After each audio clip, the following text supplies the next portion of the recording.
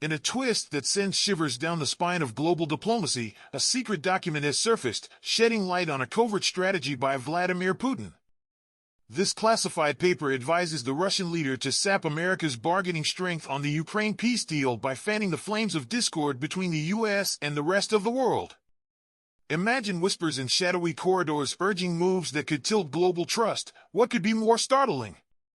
The suspense hangs in the air like a heavy fog, leaving us to wonder, what is the next step in this dangerous game? Meanwhile, the United States finds itself playing peacemaker between Ukraine and Russia. In a dramatic turn, Donald Trump has announced that American envoys are en route to Moscow at this very moment, tasked with delivering a ceasefire idea that offers a 30-day pause in the conflict. Yet, despite the buzz and the hurried flights, Russia has yet to give a nod to this proposal. One might ask, can a fragile truce truly take hold when both sides are eyeing a bigger prize? The tension is palpable as the stage is set for more drama. Digging deeper, documents from a well-known Moscow-based think tank, linked closely with Kremlin circles and obtained by a respected news outlet, suggest that Russia has been scheming to derail any hopes for peace since at least February. The paper, written just a week before talks in Saudi Arabia began, paints a picture of deliberate moves aimed at shifting power. The words on the page echo with the sound of calculated risks, as if each line were a spark meant to ignite further unrest. How far will these secret plans stretch? The mystery intensifies. In a surprising twist at the United Nations on February 25th, the U.S. unexpectedly backed Russia on not one, but two crucial votes. First, at the General Assembly, America stood against a resolution drafted by European nations that condemned Moscow's actions and upheld Ukraine's borders.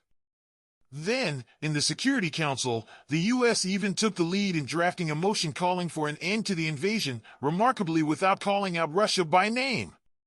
Such reversals raise a simple, yet profound question: are the rules of international politics being rewritten right before our eyes? The plot thickens with every vote. At the same time, the think tank document doesn't stop there. It boldly calls for Russia to work on the complete dismantling of the current Ukrainian government. And the stakes have never felt higher.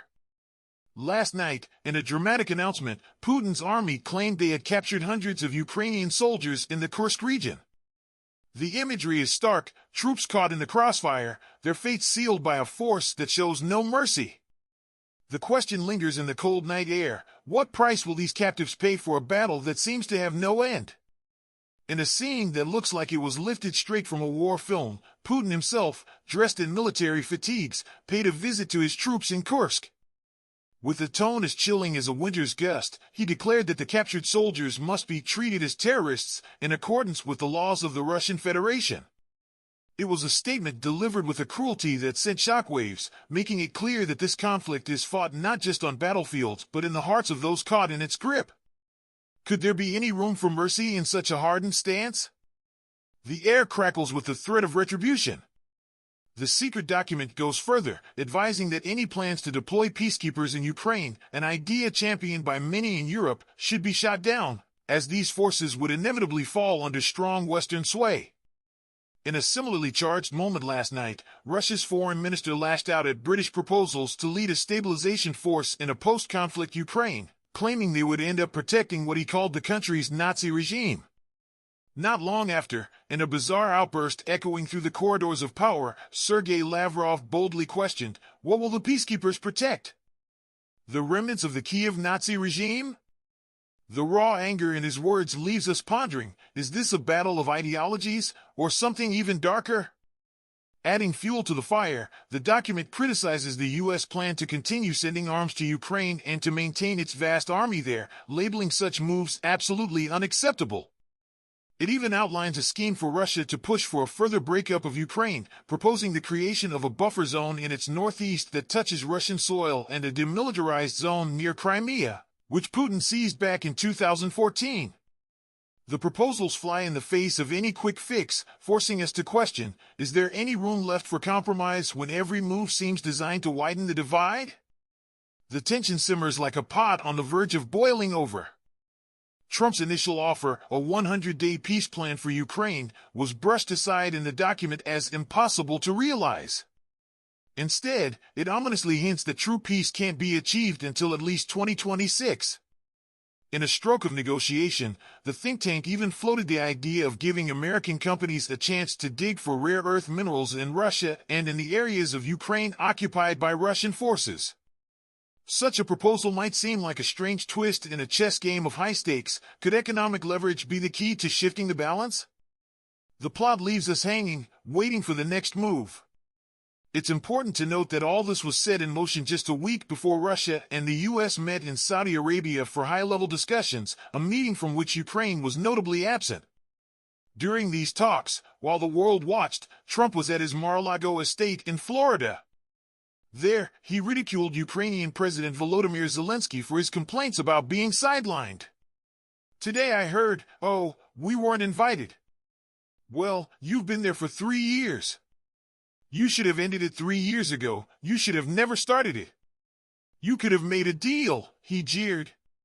His words rang out like a challenge, leading us to ask, was this mockery a tactic or a genuine rebuke? The drama deepens.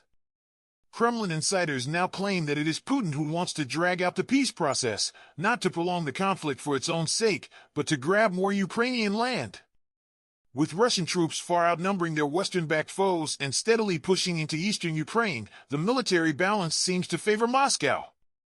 Putin's stance on the proposed 30-day pause is one of outright rejection. He calls it unacceptable and predicts that his own demands will derail any chance of peace.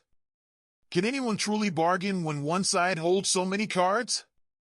The uncertainty is as thick as the tension on the front lines. A senior Russian source even told Reuters it is difficult for Putin to agree to this in its current form. Putin has a strong position because Russia is advancing. Such words carry the weight of inevitability, hinting that the current setup is far from acceptable for Moscow. Later that evening, Kremlin spokesperson Dmitry Peskov cautioned against jumping to conclusions about Russia's next move. He insisted that Moscow is still waiting on detailed information about the ceasefire proposal from the U.S., a pause that leaves us all on tenterhooks. What will Russia do once it knows more? There is also talk that one of Putin's likely demands will be a stop to any future military support for Kyiv, a notion picked up by financial news reports. When asked what actions the U.S. might take to force Russia into peace, Putin remarked, "There are things that wouldn't be pleasant in a financial sense. I can do things financially that would be very bad for Russia. I don't want to do that because I want to get peace." Trump quickly added, in a financial sense, yes, we could do things that would be very bad for Russia, that would be devastating for Russia.